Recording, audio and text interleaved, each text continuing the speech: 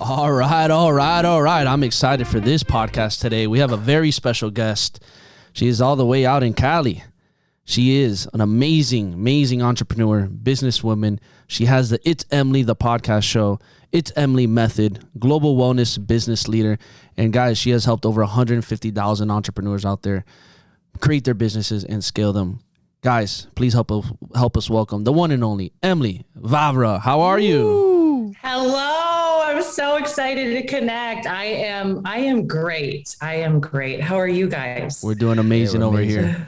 Can't complain. I know we're here in Miami, so can't complain. No complaints. Yes. So how about you? How's everything been with you? How you been? I have been so good. You know, sometimes people use this word busy, but I like the word productive.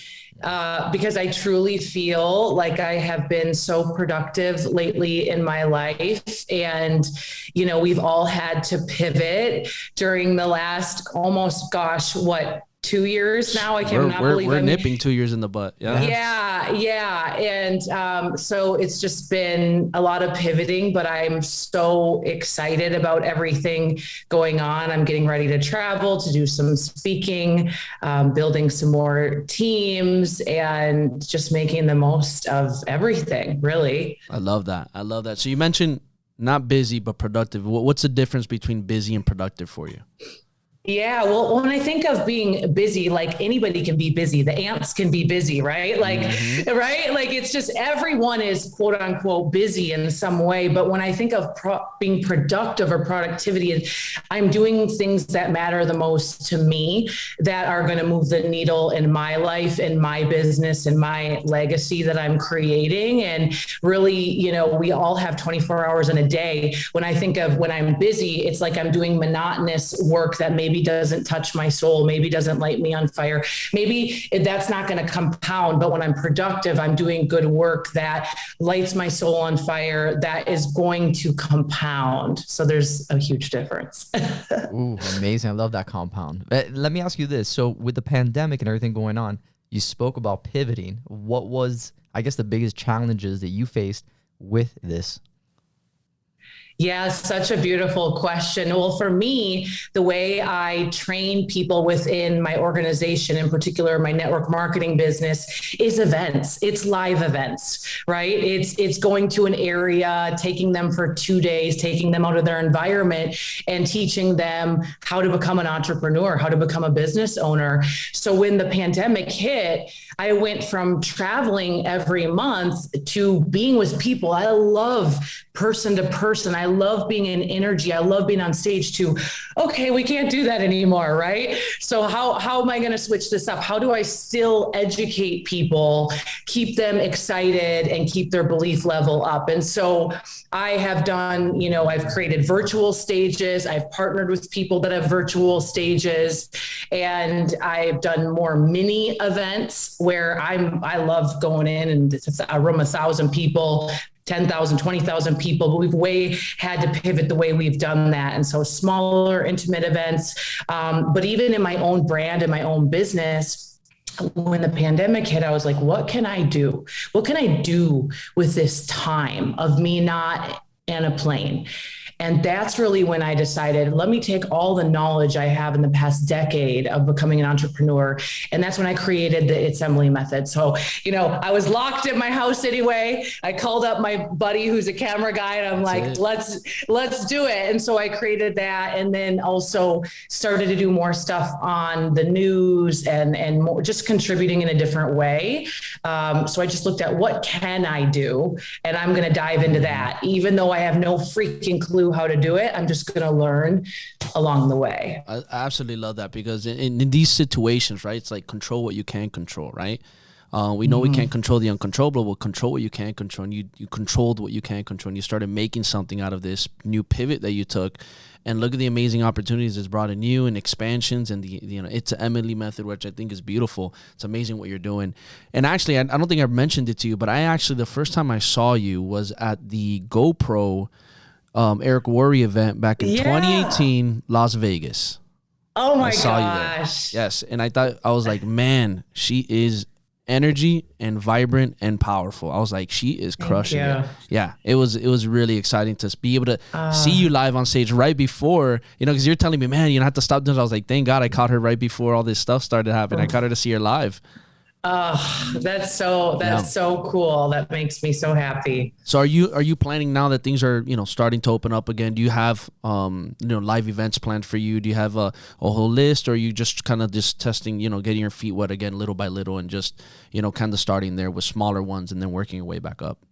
Yeah. So next weekend I'm at the Mall of America. So I have about 500 guests coming. So we're starting that way. I mean, it's pretty big, so that'll be good. It really depends on the area. I don't know. You fill up some of these events massively. So 500. Well, we had to start somewhere, right? So you're funny, but yeah. And then, I'm doing, smaller, going on tour with a couple of friends, entrepreneur type events as well. Tonight I'm speaking in LA with a bunch of doctors, medical spas. That'll be like a room of 100 people. So, I'm just kind of like seeing the area. If you're here in the United States, every state is so different. Totally. The way they're running things. And so I'm just kind of taking it day by day. But definitely I'm so eager, obviously, to get back out there, but we just have to follow the guidelines for wherever we are. Again, that goes back to, controlling what we can't control. Now, correct me if I'm wrong, but from what I know, you started in the health and wellness space, right? Mm-hmm. So how'd you expand from there, and kind of what was your passion behind the health and wellness space? Yeah, I actually started as a massage therapist. And so prior to getting involved as an entrepreneur in the network marketing space, after high school, I was like, what's the fastest thing I can do? Because I was not into school. Let me make money.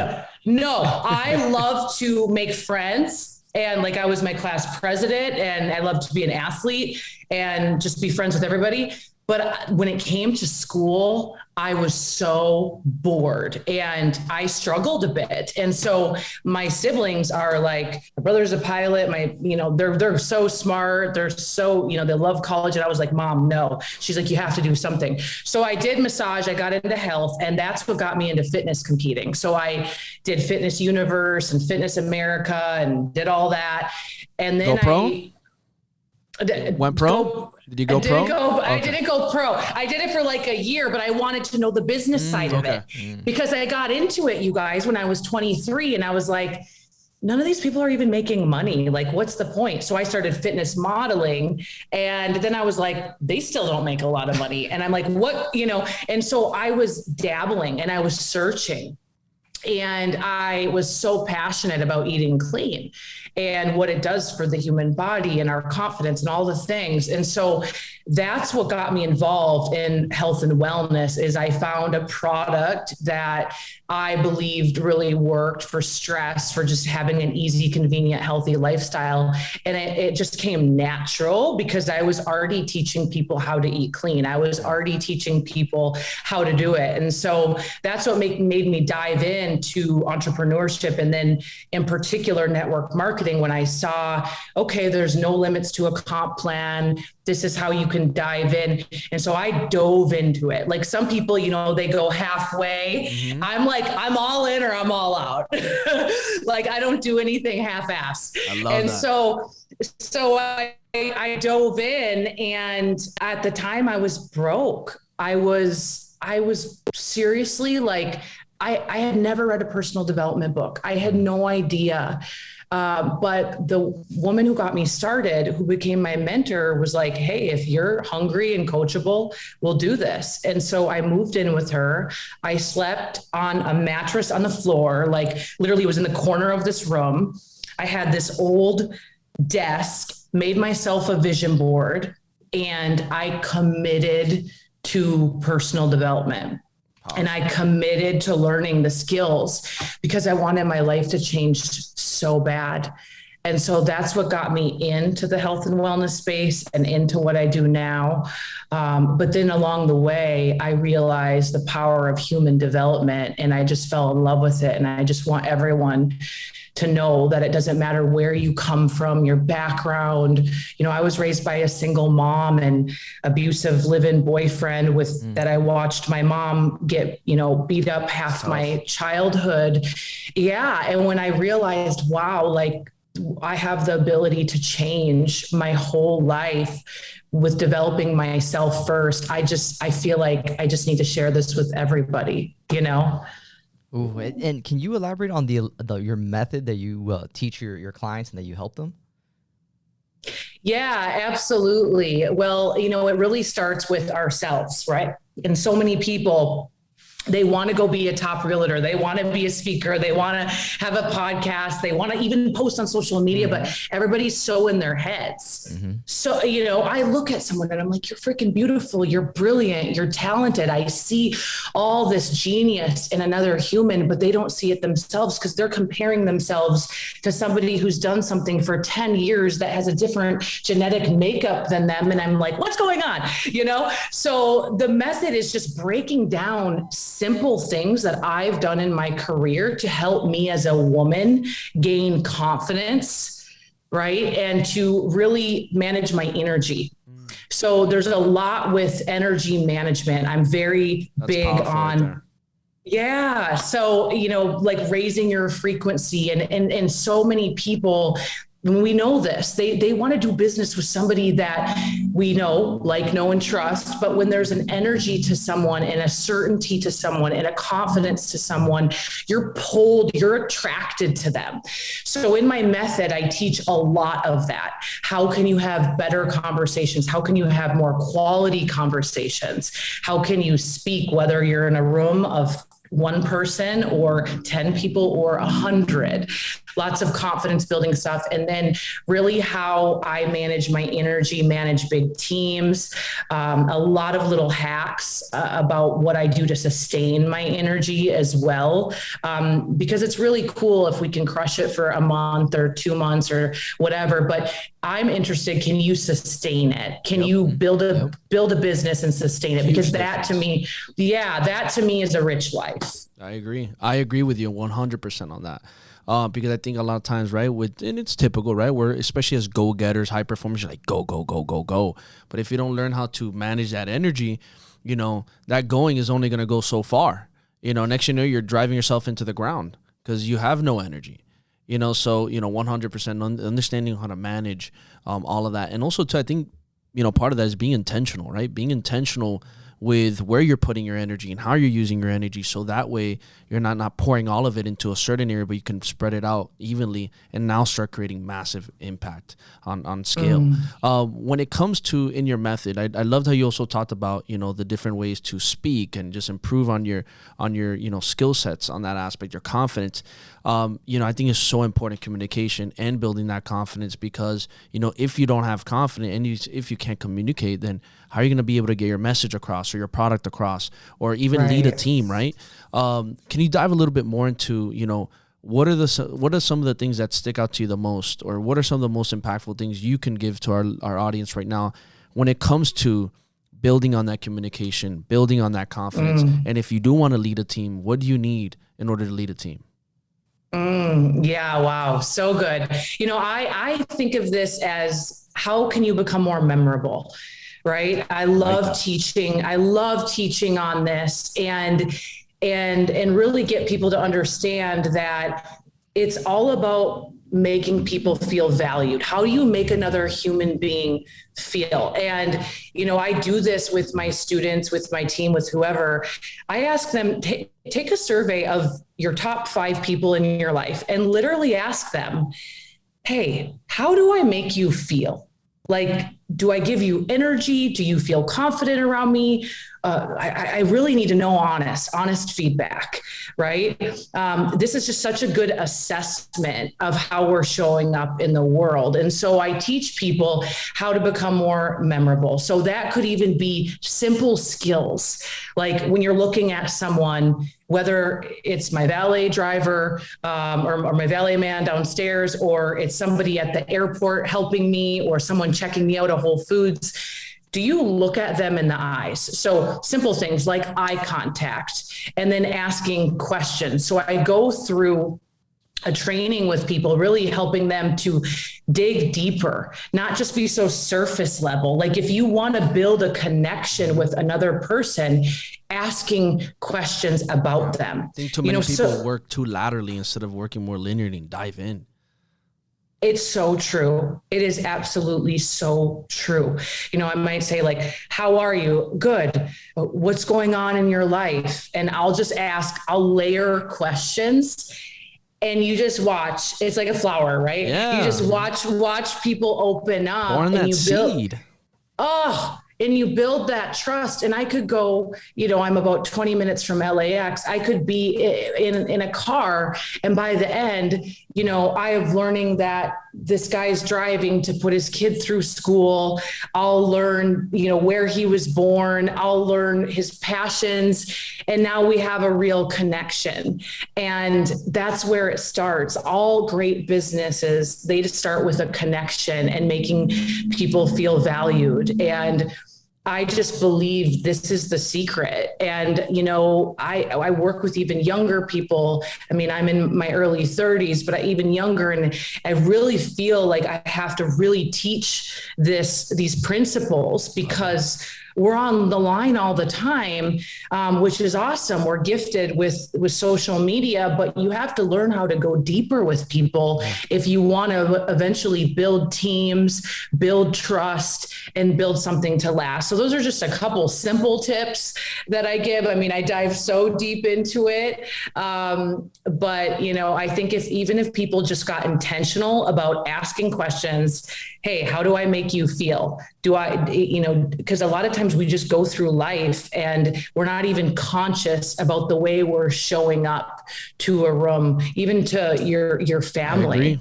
100%. I think that's a lot of leaders right now are more disconnected than ever. And it's something that you brought up about more the online, the connection. What do you feel the leaders coming up now and the future leaders, what are the qualities they need to take their business and the organization to the next level? Wow, that's such a good question. I mean, to me, integrity is everything. Your word. I'm a big fan of the 4 agreements. Be impeccable with your word. We're living in a society where it's always been this way, where people say one thing and do another thing.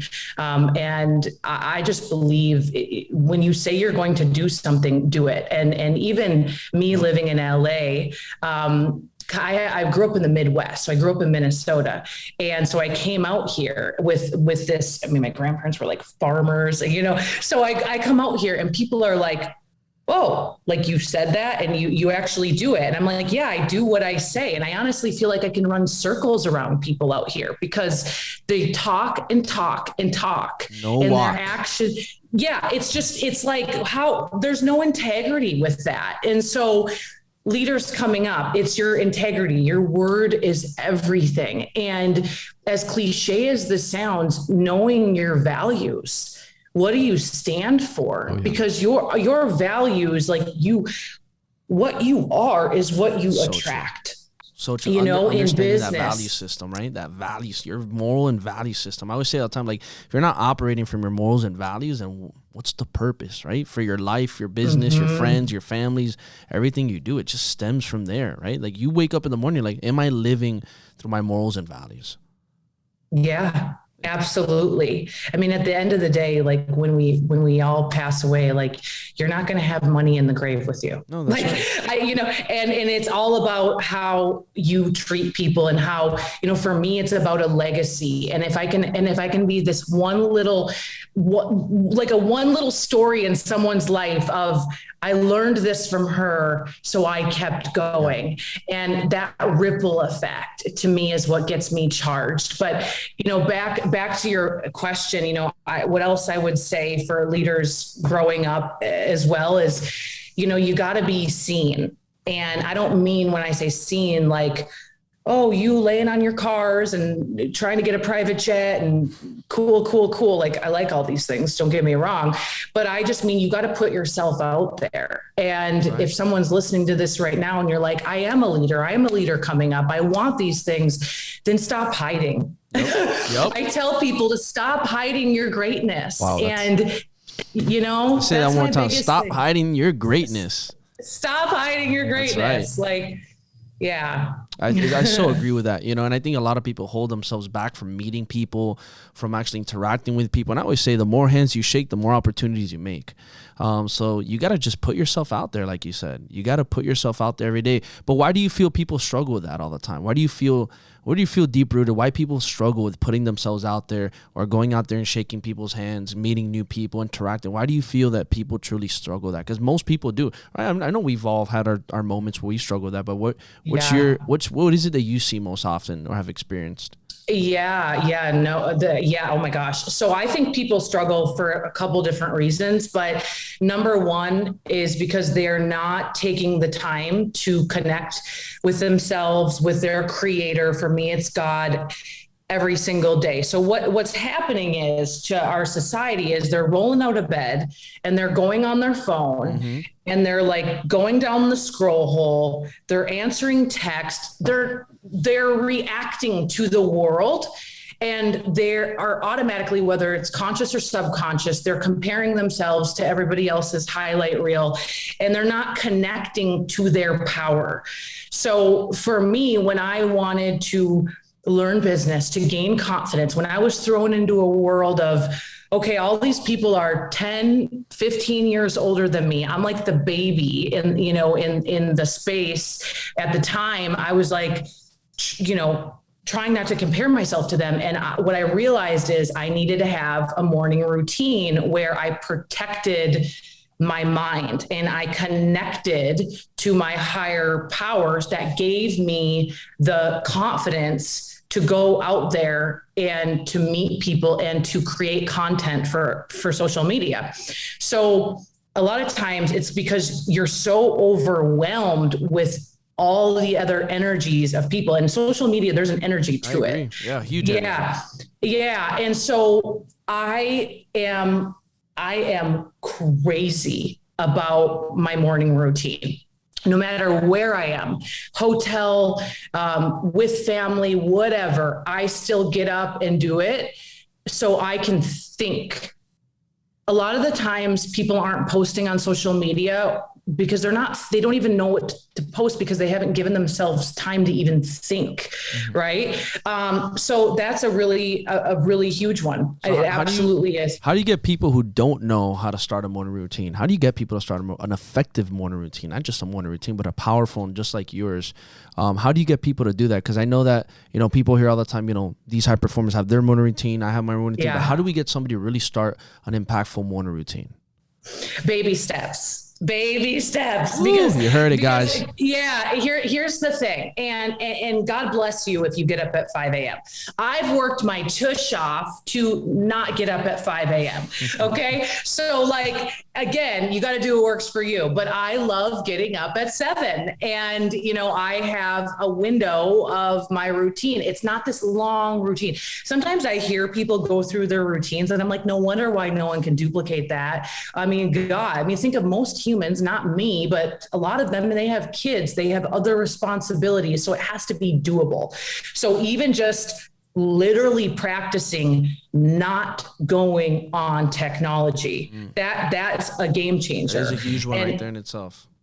Yeah, if you can just put that bad boy on airplane mode and plug it in the kitchen or something where you gotta come out of your bedroom you gotta do that. That's or download that. Don't they have that app that locks your phone after a certain time or for a certain amount of time? I've heard about that. Now you're teaching me. That's so good. I'm gonna have to send it to you. I've heard about it. I just recently heard about it. Yeah, literally, like you set a timer or the time in the day, and it'll literally lock your phone till the time you want it to unlock, and you can't unlock it. You can't unlock it.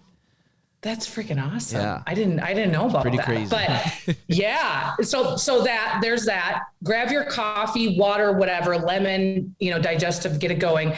And then grab a notebook, okay, and sit yourself down and write out a brain dump. Because a lot of times it's just all this stuff in your head. So it's called the morning pages. I'll just write out all the things that are on my brain. Okay. And some of it might be gratitude. Some of it might be like a to-do list, some of it. And what happens is my brain starts going, I'll think of business ideas. I'll think of social media ideas. I'll think of ideas for my team. I just write it out. And then I'll circle and prioritize it. And I'll get back to that in a minute. And then what I do is, it depends on the day. And everyone listening, you need to realize that it's not about being perfect here. It's about having a few minutes. So there's some mornings where I will pray. Okay. And pray is like I'm asking God, and then I will meditate sometimes, which I'm more receiving. Okay. Just kind of depends. If I have more time, I might do both. And there's some mornings where I just need to calm my spirit, and I'll just play more of a relaxing song, or, for me, it's more like a worship song. What I listen to, I have a really good MSC band. It's an LA pastor here. They're a Christian band. I'll listen to it like 3 minutes, and I'll just get in a state of gratitude and connect. And right there, that whole process is less than 30 minutes. I mean, you could get that done in 20 minutes. But your soul feels full. You went through gratitude. You prayed. If you want to, you can meditate, and you're able to go out there and start your day with clarity and purpose and intention. So then I'll take that list that I brain dumped, and that's when I go to my assistant then, and I'll say, okay, we got to book this, do this. Can you help me with that? And I'll go put it where it needs to go, right? My graphics person, I'll do what I need to do. And then I'll implement what I brain dumped. Ooh, I like that. Yeah, and you know what? I like that brain dump strategy, because a lot of people I know for a fact don't do that. That's an unconventional thing right now. The first time I ever heard that. And on paper too. Not on the phone, not on the computer, not on your iPod, on paper. Traditional pen and paper. Pen and paper. When the psychology, like when you write it down, it's so much better. I mean, no matter where I am on a plane, I always have a notebook with me, always. And let me give you a scenario. So let's say for, one of our audience members, they're working a 9 to 5. They have their career, and then they're building their business on the side. And now they're looking to make that transition and make the side hustle their main hustle. What would you do if they have that fear, or they're scared to make that jump and transition? What would be your advice, or, things for them to think about before they do a move like that? Yeah. So I've helped so many people in this arena, and I always tell them, hey, what is it? 150,000? Yeah. Yeah. I had to say it. I had to say it. I always tell them your job is funding your escape. Okay. So if you're in this transition, which is so many people, I tell them, still work your job like you own it. Still give yourself to your job, because how you do anything is how you do everything. And if you are going to show up at your employer and cheat them, steal from them, if you're going to show up lazy, it's going to transition into all other areas of your life. And I'm really big on this. And that's how I started out in the workforce, working multiple jobs. I just gave it my all, and it bled into every other area of my life. So I say that first and foremost, and have an energy of gratitude, even though I don't want to work at XYZ place anymore.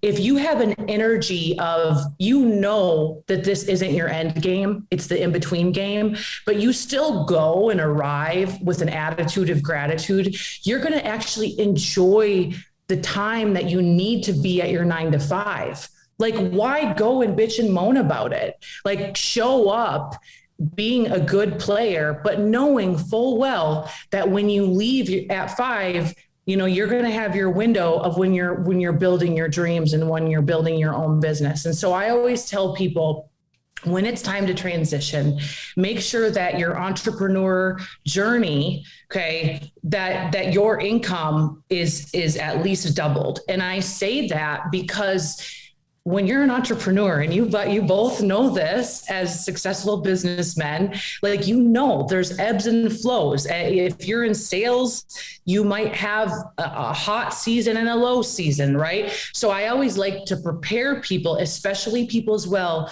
that have babies, they have families, they have responsibilities. They can't just pull out of their job, and then how are they going to pay the mortgage, or how are they going to put food on the table? So I always like to teach that is double. Like, if somebody wants to be full-time with me, I'm like, okay, how much do you need to replace? Like, I'm working with a teacher right now in the Midwest. She said, I need $35,000 a year. I was like, okay, we're going to make $70,000 in your network marketing business before you quit. And she was like, what, why? And I'm like, because, like, I want to cushion it. This is a really big deal. And this is just my advice. You don't have to take it. It's just my advice. And I think it's some great advice, and I think it's also great that you brought up, obviously everybody's situation a little bit different. You got phones with families, significant others, kids involved, right? Your situation might be different than somebody else who maybe doesn't have a family, maybe is younger, could take a bigger risk versus somebody who can't. And I think that's great information for a lot of listeners out there who are looking to make a shift in their careers to go independently or run their own business, and want to be able to properly grow it and scale it, because it is scary the first time you go into business yourself, and there are moments where you can have moments, especially in sales, you have your ups and downs, and you can have your moments of your highs and lows. So having that preparation is like you said, is 100% very, very, very important. Now, but I want to say something as well. You may be someone who's listening, and you have hustle, you have heart, and you're willing to sacrifice for a couple of years. So that was like me, single, 23. I went all in with network marketing. I moved in. So I got a roommate.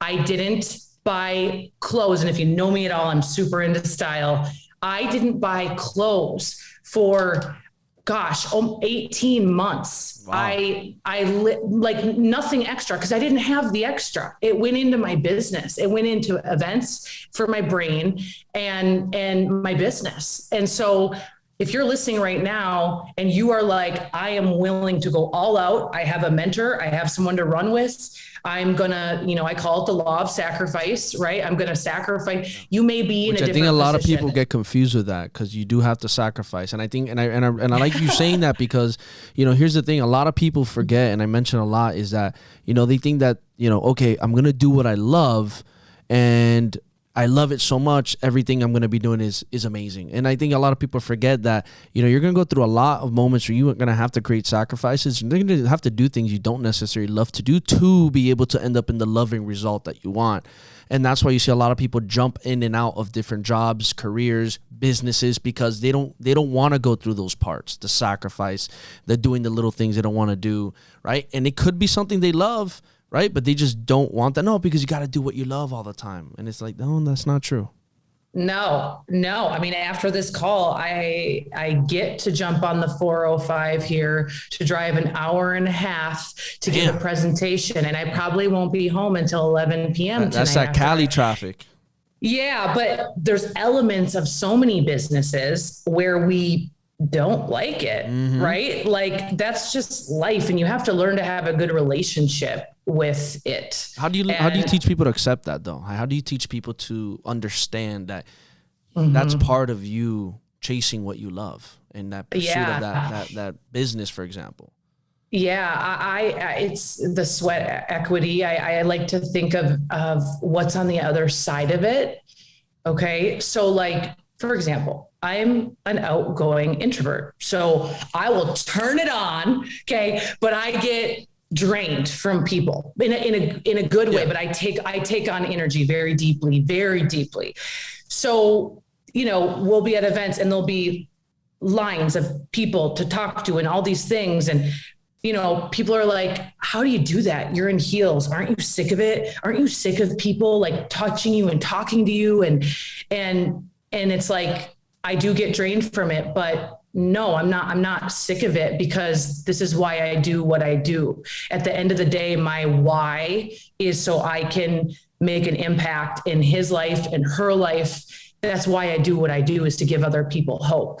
So I sacrifice my time, my energy, my vulnerability at times so I can help another human being. I know the end result. That's a bit more dramatic one, but even like tonight driving, I know the end result is this is for my business partner, and it's a network marketing. So one of her whole legs in her downline is going to be maxed out from the efforts I do for my partner, and we're a team. And so even though I don't need to work another day in my life, I think of this as servant leadership and sacrifice to help another person. That's true leadership. Yeah. So I think sometimes we just we get selfish, and that's why we feel that way. But when you realize like, no, I'm going to do this for my brother, for my sister, it's not as hard, and at the other end of it, like, in the beginning of my business, I did so many things that I didn't like. Like I went to job fairs, I sat at booths, I tried to connect to people, like all this stuff I don't like. Right. But at the end of the day, my goal was so much bigger than my reason why not. And here's the other thing, Emily, you've created so much freedom for yourself that you can now do those things. Amen. Yeah. So good. Which Amen. I love. And the network marketing. So what are the type of network marketings that you have been with, or the clients that you're helping? Yeah. So with network marketing, I've been with one company my whole career for 11 years with the health and wellness space.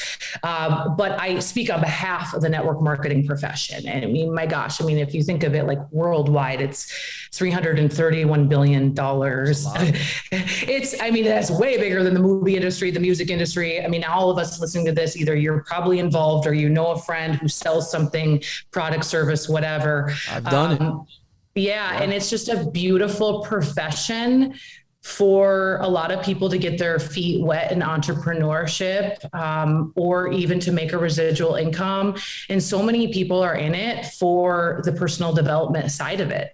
It's not just the money. There's so many elements that come with it. And so I'm obsessed with it. I'm still highly, highly involved because it really changes lives. Like I can physically and financially impact someone's life. And I don't know where else I could really do that. So Emily, I got to ask, did you start when it was CDs, self-development CDs? Oh my God. Yeah, that's what came in my Before box. Audibles? Yes. Oh my goodness. I did. That's what came in my starter kit. And the industry has evolved so much. It absolutely has. And so many people now, they don't even realize what I do is network marketing. They have no idea. Like I work with spas and salons, implementing products, more bigger businesses, and they don't even care that it's network marketing. And that's the thing too, like you've built such an amazing personal brand that it'll pour on whatever you do in your personal, it pours onto whatever else you do, and I really wanted to talk a little bit about that because, it's literally what you said. You don't really know, you can't really tell. It's like, I just love Emily. Like, damn, like now I'm interested in knowing the things she does, right. So like, what are some of the things that you would recommend for somebody who's starting a personal brand? Let's say, for example, if they're into network marketing, how can they build a strong personal brand and not necessarily make it so much about pushing this product, but more driving themselves, who they are, what they do, their credibility, their personality, their creativity, all the things that make them. How can you position somebody? How can you make somebody position themselves correctly as a personal brand on social media? Oh, solid question. I'm like coming at you right now. So this is the thing. Even if you're madly in love with your company, whether it's a real estate company you're a part of or network marketing, doesn't matter. Still people are going to do business with you. Okay. And you never know in your life what might change. I know you don't think this right now because you're obsessed with your company, but you literally you never know. And I look at building your brand is an asset. Okay. This is a real asset for you. So I like to get people thinking, and I mentor men, women, every type of person, every age group. And I like to get people thinking, what is 3 to 5 things that represent you, that you're about, that you're passionate about, that you could teach someone? Okay. So it could be personal development, it could be leadership, it could be real estate hacks, it could be health hacks, it could be, you could be a twin, you could have twins and how to parent twins. It could be style like me. It could be, you could be freaking hilarious. You could be a comedian, right? You could be passionate about cars. You could be detailing cars. There's so many things. You could be a travel person. So I'd like you to think of 3 to 5 things and start to craft your messages around that. But always think it to yourself, how does this add value to another human? Is it valuable or is it entertainment? Is it funny maybe? Or is it going to provoke an emotion? Okay. So then you just start curating your brand around you and what you're passionate about. So many times people are like, okay, I want to do network marketing. So this is Emily. Let me try to be just like her.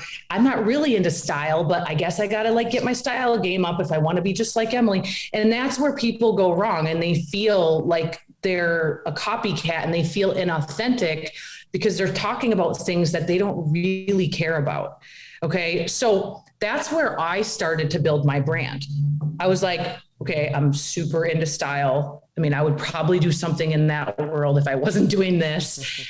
And, other network marketers weren't really doing that when I was doing it, and then I intermix it. I do Facebook Lives, I add value, and you got to get on camera.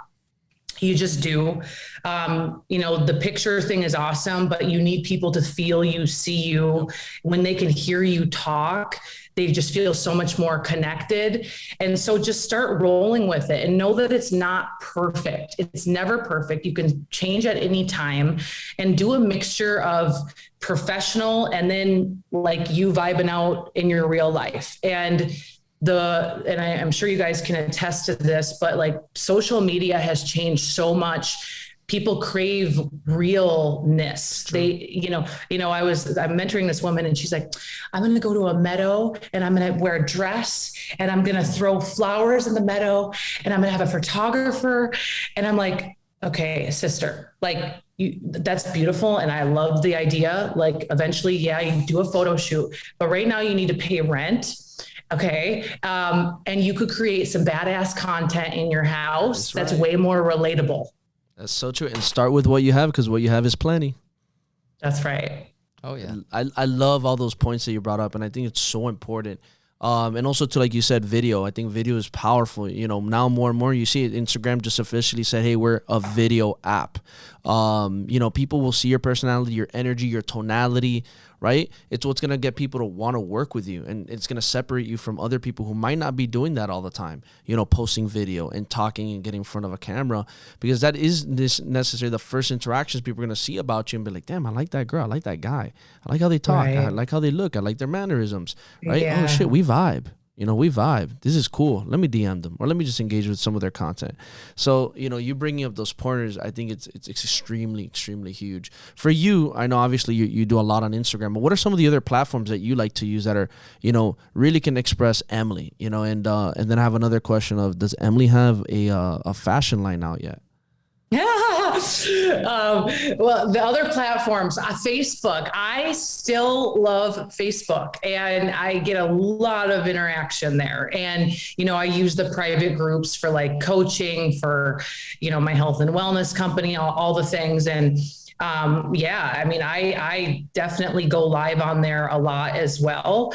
Obviously there's Instagram, podcasting now. I just got into that, which I'm loving. And throw that plug in here. Yeah. It's Emily podcast, which I've just done myself. So I just do quickie episodes, cool. Which is fun because I just take what are the messages I get constantly and I just record, so that's that's been a really fun outlet for me. YouTube as well. And yeah, that's kind of where I play Any these days. TikTok in there yet or no? No. So what I'm going to do, here's my thing. I need a local assistant because right now my days are just crazy and I need someone to come do this for me. Social media is a job in itself. Oh yeah. It really is. And it's like, I'm so productive and I know that's another level of productivity if you do it right. I just need someone to help me. When you find that help, it changes the game. It really does. Yeah. And it's like because of the pandemic, I haven't had a local person. Yeah. So I'm going to get back to that. It really does help. I have to. Yeah, I mean, ours, she's over here now. She's amazing. She literally takes so much stress off our hands because if not, we would be going nuts. Right. Yeah. You guys are working in your zone of genius. No, have to. Yeah. Have to. You have to. And now about the fashion line. Is there an Emily fashion line coming out or what? Not yet. But I'm working on collaborations with other companies for different things, a jewelry line and things like that. So cool. We're moving into that. Yeah. Online, in stores, both. Super cool. Yeah. Super cool. You got some big goals for that or not, or just kind of just tampering with or now playing around?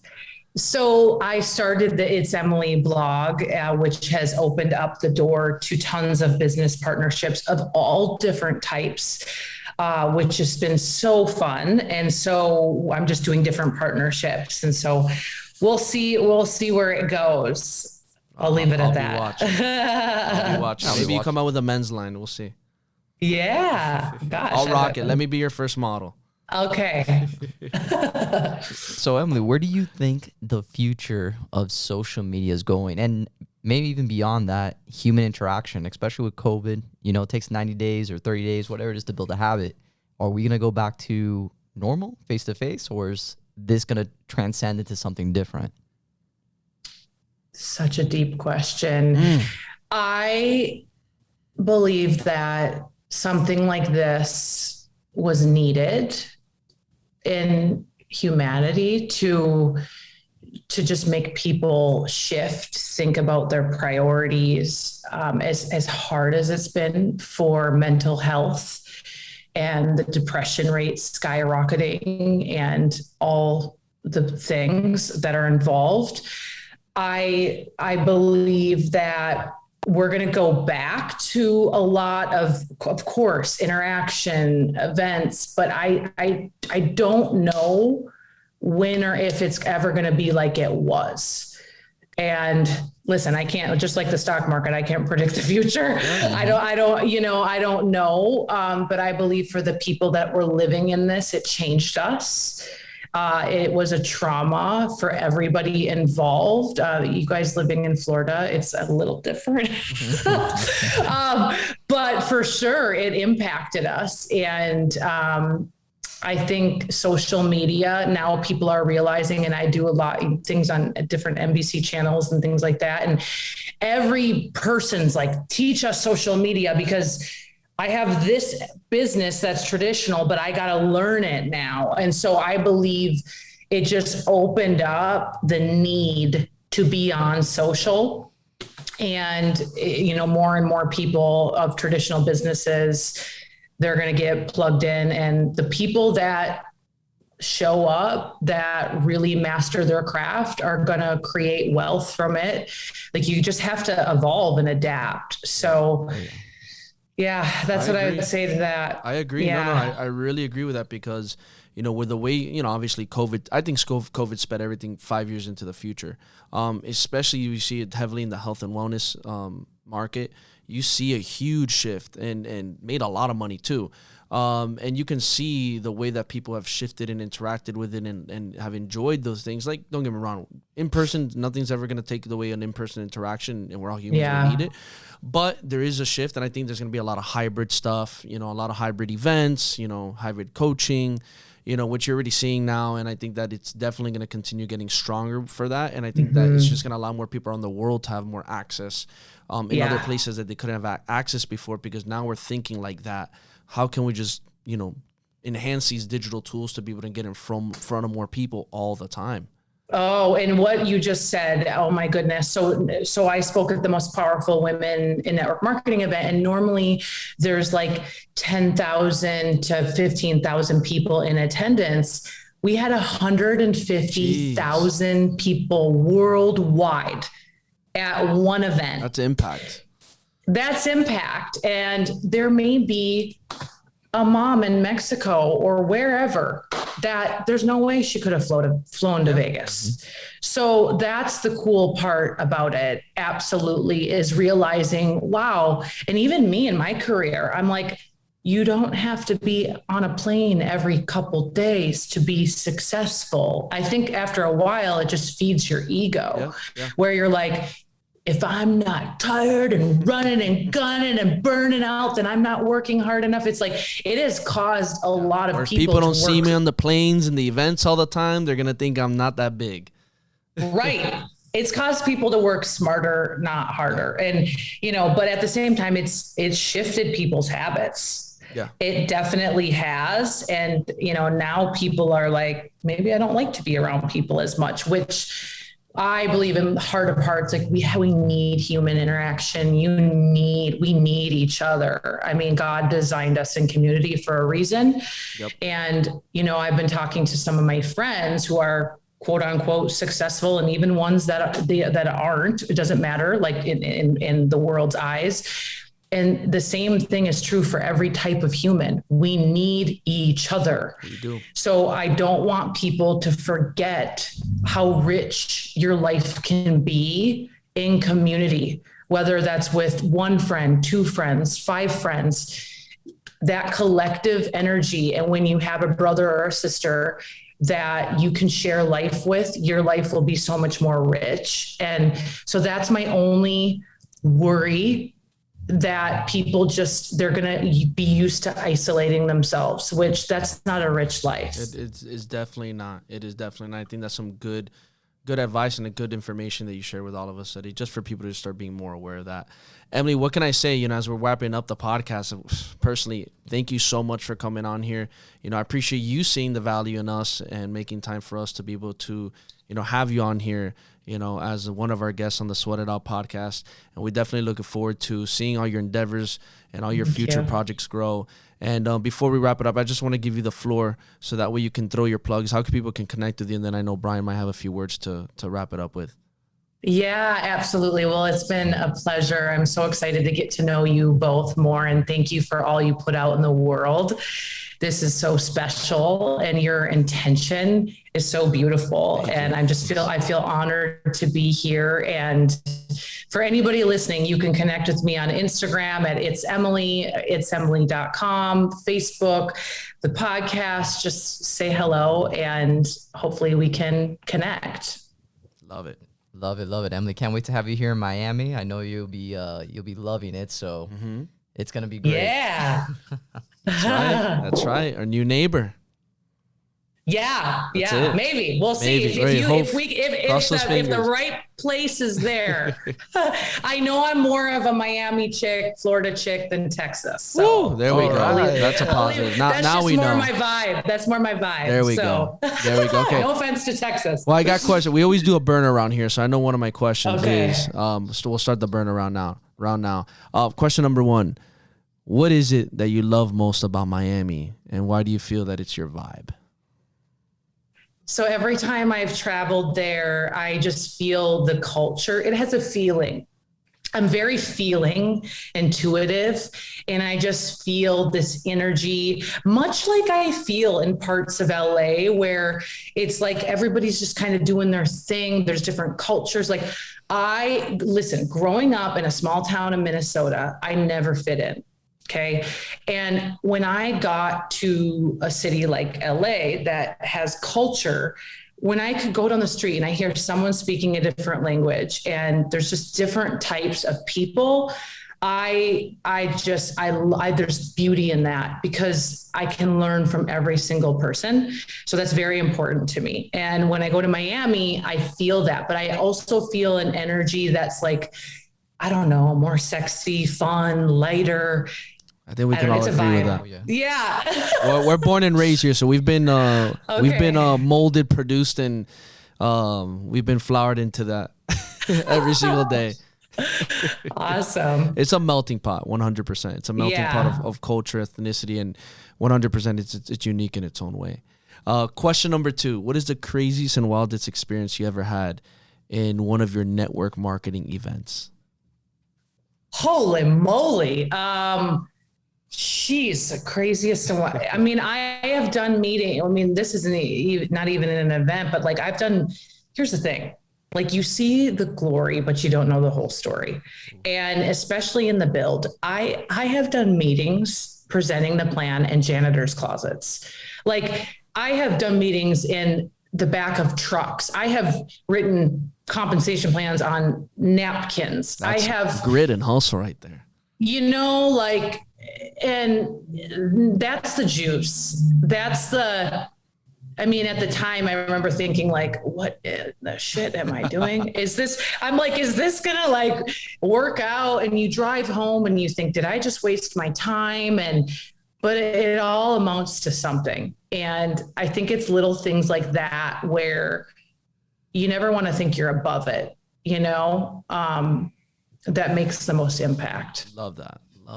And last and final question: what is the biggest and single piece of advice you want to leave off to all our listeners today in one single sentence? Protect your mind. Protect your mind. Guys, you heard it from Emily herself, the one who is absolutely crushing it on all levels every single day in her life, which I absolutely love. Her energy, her vibrance. If you guys want to go check her out, you already know where. She mentioned it in the podcast, so please show her some love. If you got value out of this, guys, please drop a like, review, share, subscribe, drop a rating. And if we guys show us more love, we can show you more love back. Till next time, guys.